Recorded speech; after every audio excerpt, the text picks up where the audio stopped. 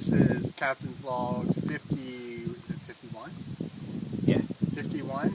No, 50. 51. 51. I don't know if that's right. It is. 51. It is Monday. We just finished all 54 miles of the Allagash River. Started in Saskis, and made it all the way.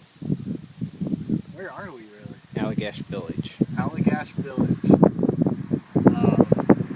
It rained, poured last night, which really helped this last leg of the trip.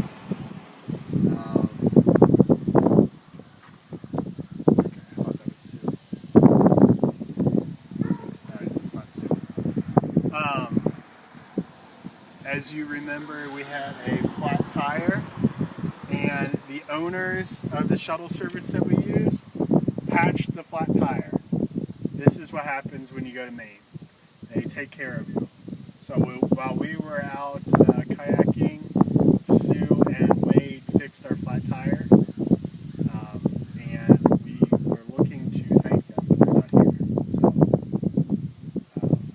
there you go. Michael, do you have anything else you want to add? Nope. It was a lot of fun. Didn't run into any trouble today. And that's it. So thanks and